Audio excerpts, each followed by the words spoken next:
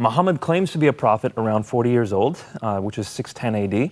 And then for the first 13 years, he's preaching a message of monotheism. He's preaching a message of taking care of widows and orphans. He himself was an orphan growing up. His father died before he was born. His mother died shortly thereafter. So he saw the conditions of the underprivileged, and he argued that we should support them and take care of them. That's what his ministry was like for the first 13 years.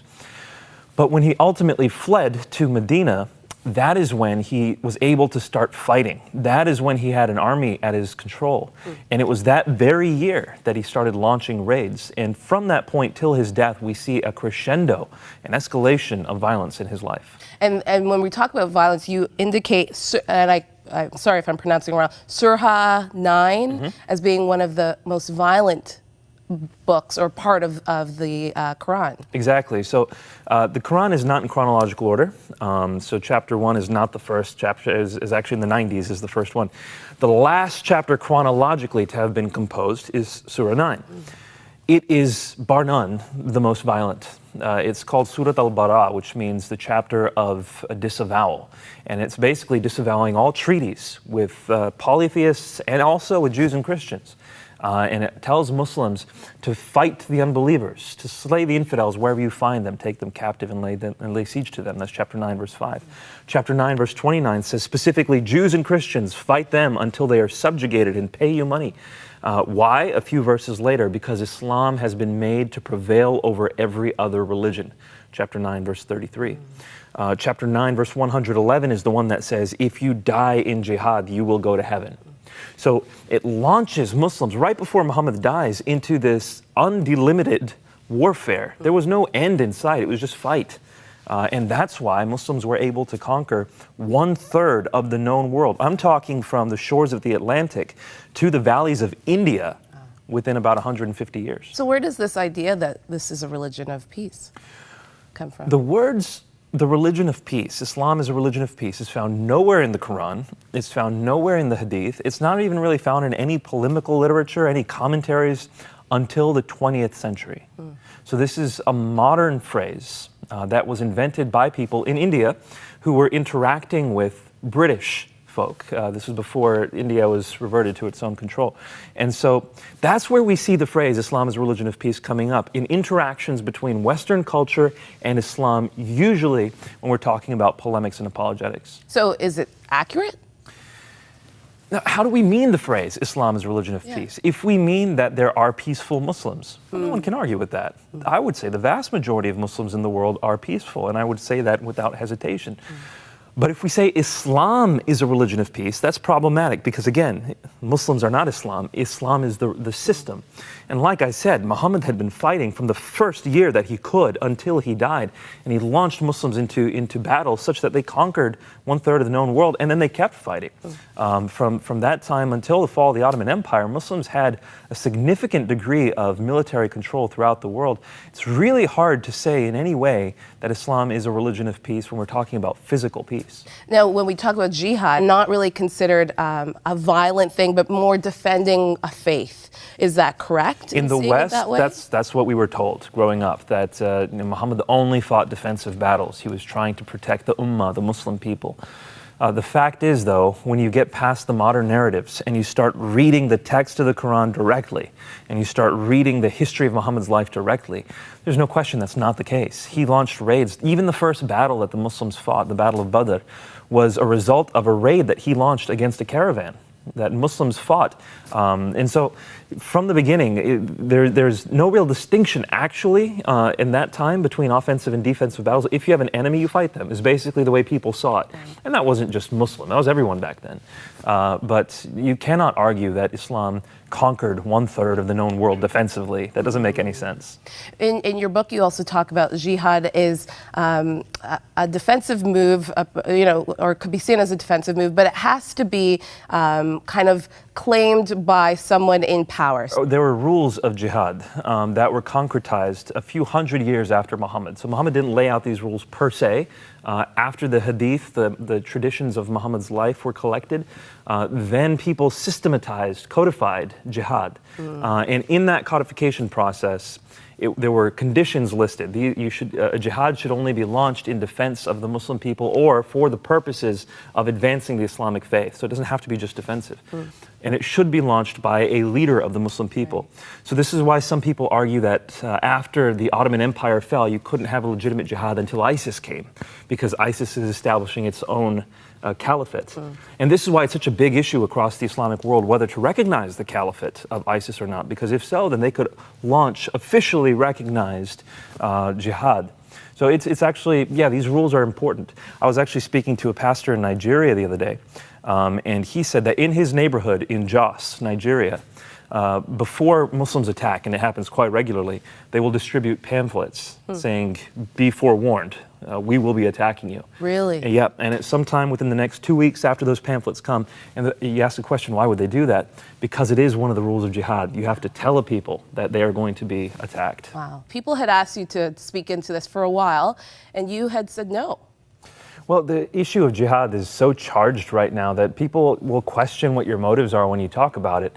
Because on the one hand, if you talk about jihad as if it's a reality in Islam, then you can come under accusations of Islamophobia.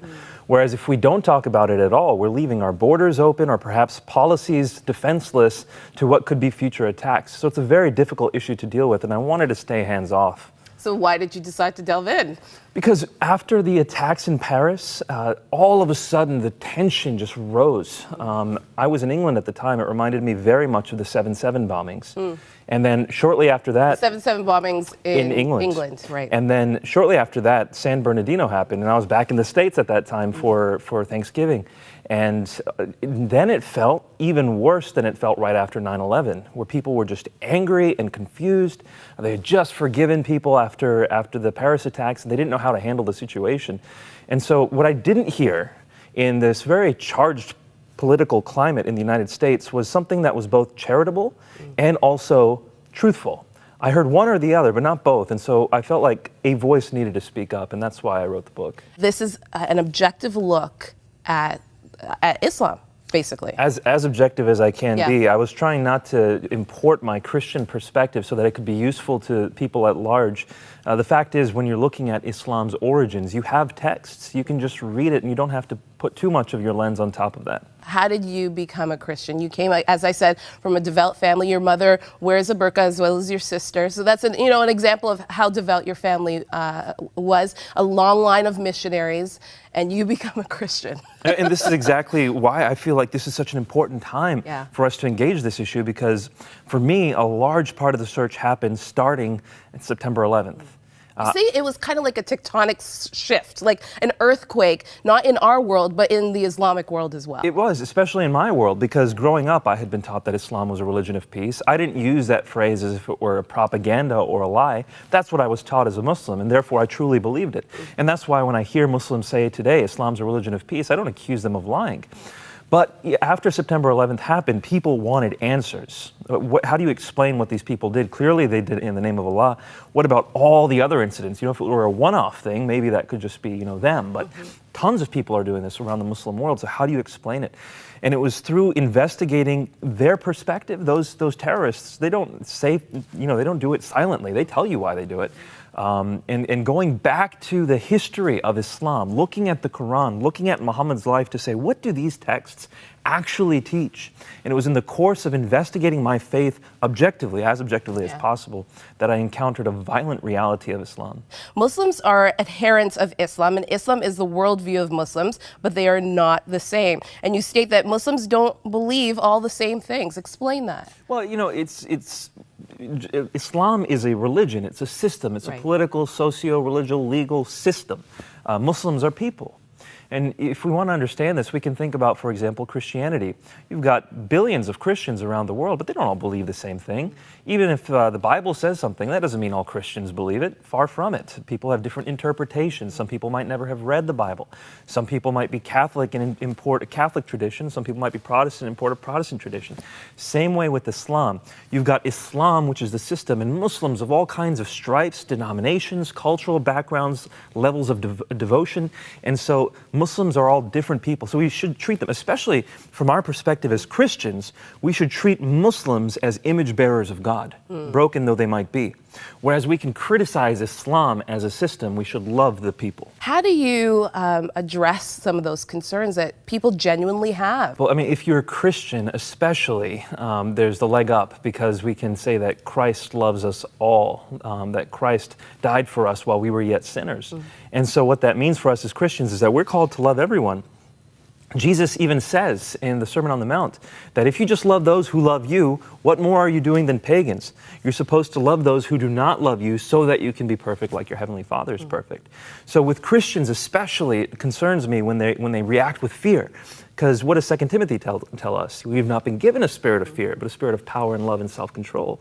And so we as Christians cannot respond with fear. We have to engage the situation. And I would prefer we not be reactive, but proactive, right? As we have 4.6 million Syrian refugees, let's receive them with love. Let's engage them.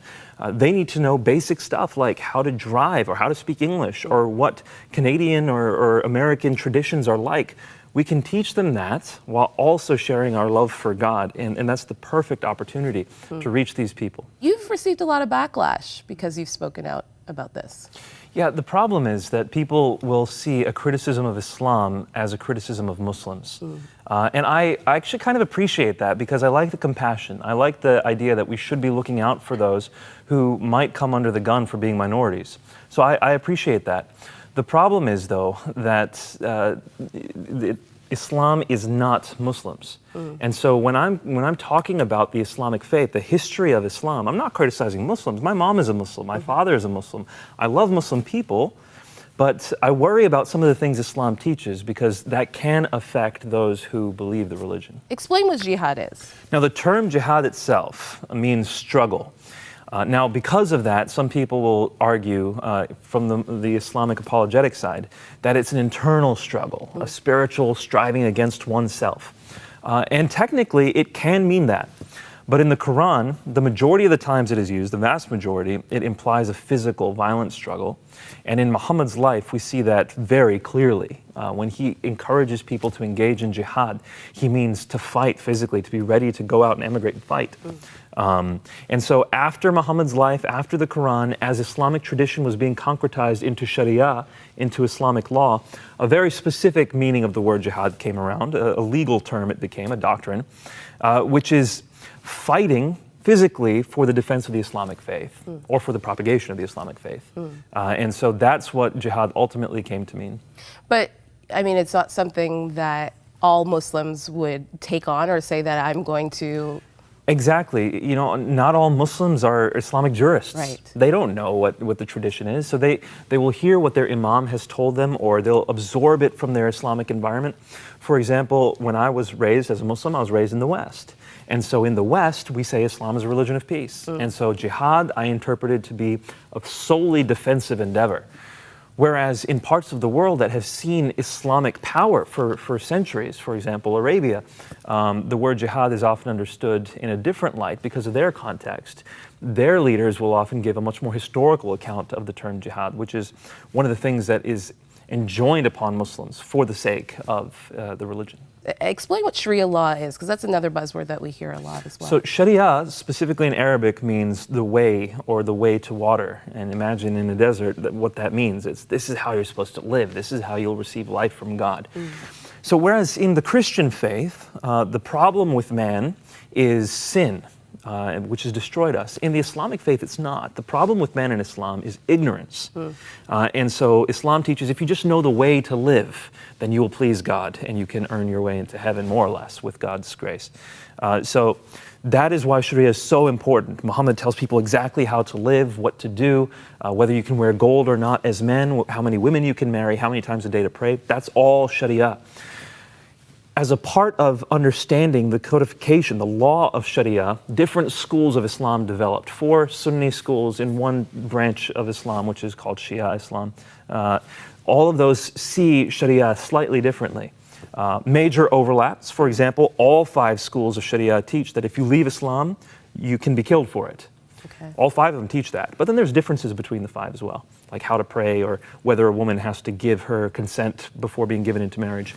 So That's how Sharia differs, and it's directly related to jihad as well, because the extrapolation of jihad from the Quran and the Hadith depends upon one's view of Sharia. And it depends on what the imam or the jurist of that particular school is teaching. Exactly. So one school could teach a certain thing that's different than... Now, and Maggie, this is an extremely important point. Yeah. I'm glad you brought this up, because what has happened is these schools of thought, which were organically developed over centuries, are now moot. They're more or less obsolete because people can go to the internet and they can read what the Quran says for themselves. They weren't able to do that before. They can go to the Hadith and read the Hadith for themselves. And so that people are now bypassing all these traditions, going straight back to the Quran and the Hadith. They're seeing the tremendous violence that are found in Muhammad's life and in the Quran.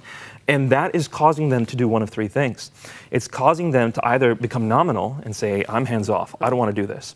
It's causing them to become apostates like me. I saw the violence and I said, this is not the true religion. Or it's causing them to become radicalized. They're saying, this is what Islam teaches, well, that's my religion, I have to follow it. And that's why we're seeing this upsurge, not just in radicalization, certainly we are, but also in people leaving Islam and in people becoming nominal. You say in the book, too, that you would encourage a reimagination of Islam. Explain that. Yeah, so when we use the term reformation, we assume that means making something peaceful. Yeah. Whereas in reality, the term reform is implying to go back to the origins and to reform around that. And so whereas in Christianity, when we reformed, it meant going to Jesus' teachings and seeing that he taught a religion of peace. Jesus did. When people reform Islam, it's going back to the origins of the Islamic faith and saying, wait a minute, it's tremendously violent.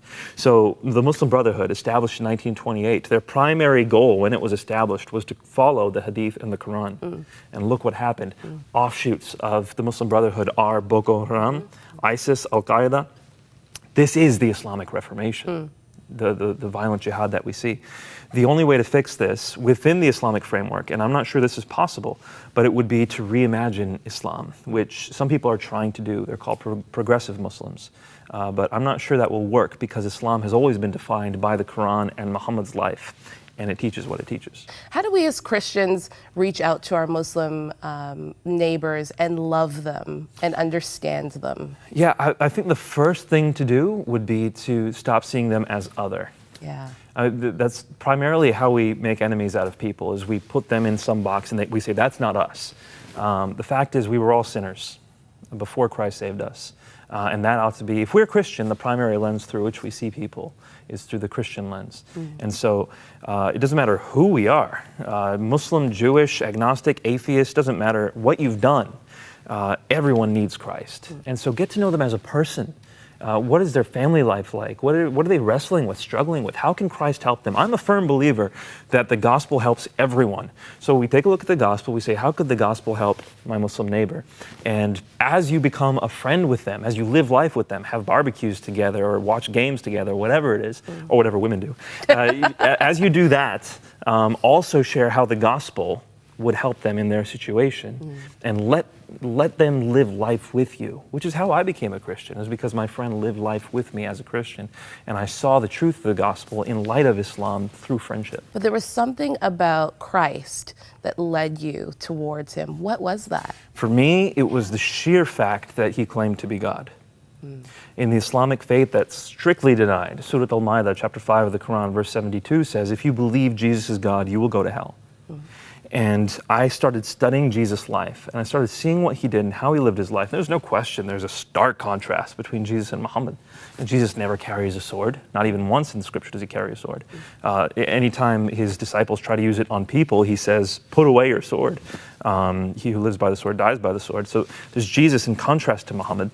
But the reality of it for me was that Jesus claimed to be the I am, that he claimed to be the Son of Man, that he claimed to sit at the right hand of the power. And we see all three of those in one verse, Mark 14:62.